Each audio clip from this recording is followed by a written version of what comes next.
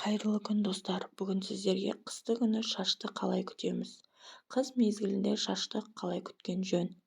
Шашты ыстық сумен жумаған жөн. Қыста шашты жылы сумен жуыңыз.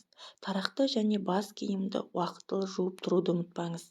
Қыста далаға шашты жуып кептірген соң аз дегенде 40 минуттан өткен соң шыққаныңыз дұрыс.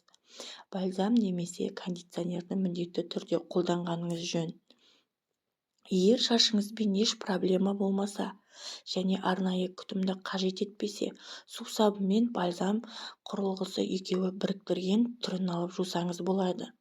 Алайда ондай құралдарды барынша аз алып, екі деңгейден тұратын толыққанды күтім жасаған жөн. Алдымен сусабынмен жуып, сонан соң бальзам немесе кондиционер жағыңыз. Қыздар шаш жууды жиі қандай қателіктер жібереді?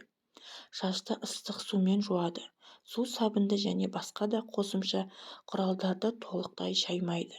Қатты сығады. Шашты жуу кезінде, сүлгімен сүрту кезінде қатты уқалайды. Сонымен қатар шашты су күйінде тарайды. Шаш майлана берсе күнде жууға бола ма?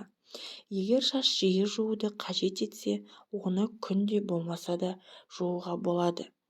Әр әйелдің шашы және бас терісі әртүрлі болғандықтан барлығына арналған ортақ ереже жоқ. Балғындығын жылдам жоғалтатын шашқа арналған формуласы жеңіл және жиі қолдануға арналған арнайы құралдар бар. Егер шашыңыз майлы болса, шаш түбін жақсылап жуып, су температурасын түсіріңіз.